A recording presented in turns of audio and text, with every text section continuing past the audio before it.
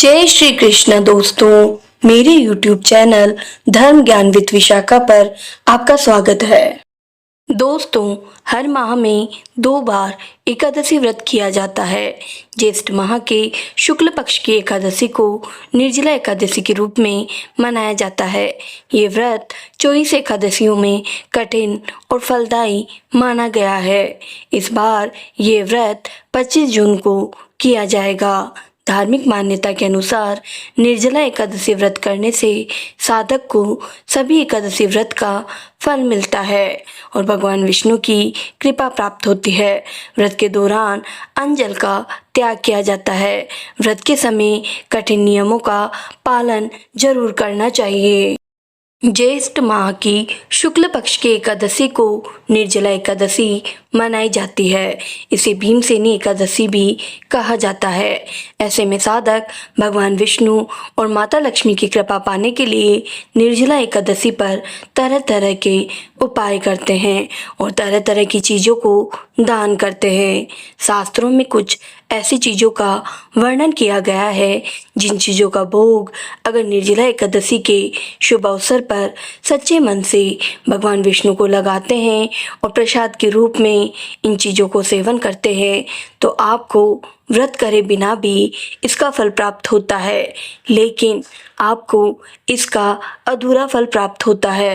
लेकिन अगर आप निर्जला एकादशी पर श्रद्धा पूर्वक विधि विधान से व्रत रखते हैं तो आपको इसका पूर्ण फल प्राप्त होगा। और अगर आप निर्जला एकादशी पर व्रत नहीं रख पा रहे हैं तो आप इन भगवान विष्णु को इन चीज़ों का भोग लगाएं और इन चीज़ों के सेवन करने से आपको भगवान विष्णु और माता लक्ष्मी की असीम कृपा प्राप्त होगी। इस वर्ष पंचांग के अनुसार एकादशी तिथि 24 जून 2025 को दोपहर 2:42 पर प्रारंभ होगी। एकादशी तिथि का समापन 25 जून 2026 को शाम 4:39 पर होगा। हिंदू धर्म में व्रत के लिए उदय तिथि उत्तम मानी जाती है, इसलिए निर्जला एकादशी व्रत का मान्य 25 जून 2026 गुरुवार को है।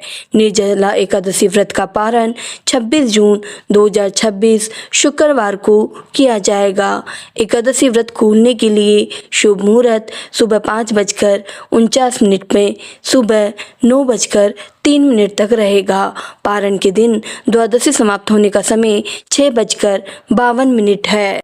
इस बार निर्जला एकादशी पर रवि योग, शिव योग और सिद्ध योग का शुभ संयोग बन रहा है। मान्यता है कि इन शुभ योगों में भगवान विष्णु के साथ माँ लक्ष्मी का पूजन और जप तप के साथ दान करने से मनवांछित फल की प्राप्ति होती है। निर्जला एकादशी के दिन विष्णु सहस्त्र का पाठ अत्यंत लाभकारी माना जाता है। इस दिन भगवान विष्णु को प्रिय मंत्र ओम नमो भगवते वासुदेवाय नमः मंत्र का जाप करें। मान्यता है कि इस एकादशी व्रत कथा सुनने मात्र से ही समस्त पापों से मुक्ति मिलती है और व्यक्ति सभी सुखों को भोग कर अंत में मोक्ष को जाता है। आइए इस वीडियो में मैं आपको बताऊंगी कि निर्जला एकादशी के दिन भगवान विष्णु को किन चीज़ों का भोग लगाना चाहिए और किन चीज़ों का सेवन करना चाहिए। नंबर 1, केले की सब्जी। दोस्तों, हिंदू धर्म में केले और केले के पौधे का विशेष महत्व है क्योंकि केले को शास्त्रों में पवित्र और सात्विक फल माना गया है। इसकी सब्जी व्रत में विशेष रूप से उपयोगी होती है। इसके अलावा भगवान विष्णु को केले का फल अत्यंत प्रिय होता है। ऐसे में आपको निर्जला एकादशी पर केले की सब्जी बिना लहसुन प्याज के हल्दी, जीरा और सेंधा नमक डालकर तैयार करके इसका भोग लगाएं और स्वयं भी प्रसाद के रूप में इसका सेवन करना चाहिए। नंबर 2, पंजीरी। धार्मिक मान्यताओं के अनुसार एकादशी के दिन भगवान विष्णु को पंजीरी का भोग लगाना बेहद शुभ माना जाता है। प्रभु श्री विष्णु को पंजीरी का भोग अति प्रिय है। पंजीरी का भोग लगाने से अशुभ ग्रहों के बुरे प्रभाव से छुटकारा मिलता है और इससे भगवान प्रसन्न होते हैं।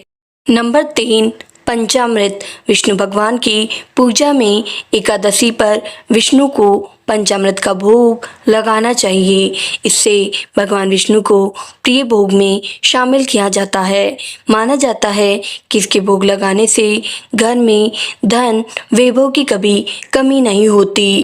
नंबर 4, कद्दू। दोस्तों, कद्दू को भगवान विष्णु की अत्यंत प्रिय सब्जियों में गिना जाता है। ऐसे में कद्दू का सेवन व्रत में शुभ और पुण्यदायक माना जाता है। जब ये सब्जी शुद्ध घी, जीरा, हरी मिर्च और सेंधा नमक के साथ बनाई जाती है, तब यह न केवल स्वादिष्ट होती है बल्कि यह शरीर को ऊर्जा और शीतलता प्रदान करती है। कद्दू का सेवन करने से मन में स्थिरता आती है, जो एकादशी व्रत में आवश्यक है। इस पवित्र दिन पर यदि कद्दू का भगवान विष्णु के भोग लगाकर इसका सेवन किया जाता है तो यह व्रत के पुण्य को और बढ़ा देता है। नंबर 5, लौकी। दोस्तों, लौकी एक सात्विक और शीतल सब्जी मानी जाती है, जिसका व्रत में सेवन करना शरीर और मन दोनों के लिए लाभदायक होता है। ऐसे में निर्जला एकादशी को लौकी की सब्जी बनाकर भगवान विष्णु को भोग लगाया जाता है और स्वयं भी ग्रहण किया जाता है। ऐसा करने से आपको जीवन में सौभाग्य की प्राप्ति होगी और आपको जीवन में मानसिक तनाव और स्वास्थ्य संबंधी जैसी समस्याओं का सामना नहीं करना पड़ेगा। साथ ही आपकी आर्थिक स्थिति भी मजबूत होगी और वैवाहिक जीवन में भी खुशियां आएगी। नंबर 6, हलवा। दोस्तों, हलवा एक अत्यंत सात्विक और श्रद्धा से बना हुआ भोग है, जो भगवान विष्णु को विशेष रूप से अर्पित किया जाता है।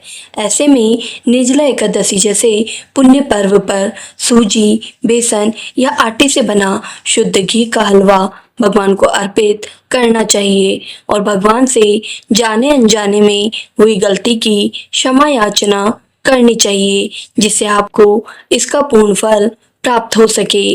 भोग बनाते या लगाते समय शुद्धता का विशेष ध्यान रखना चाहिए, वरना आपको मिलने वाला फल अधूरा रह जाएगा, जिससे आपके बने बनाए कार्य भी बिगड़ सकते हैं और आपको जीवन में कठिन समस्याओं का सामना करना पड़ सकता है।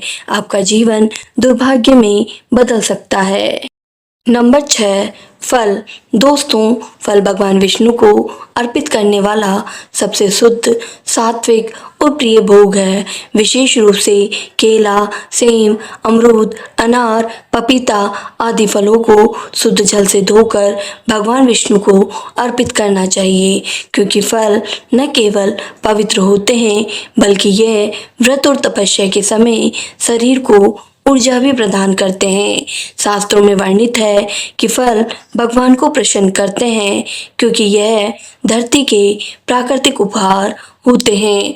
फल का भोग अर्पित करने से व्यक्ति के जीवन में समृद्धि, आरोग्यता और धर्म के प्रति श्रद्धा बनी रहती है।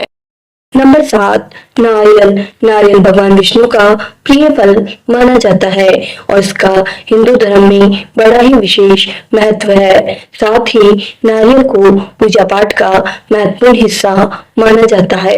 इसके अलावा नारियल को श्रीफल भी कहा जाता है। ऐसे में यह श्री हरि के चरणों में अर्पित करने से संपूर्णता, शुभता और सौभाग्य की प्राप्ति होती है।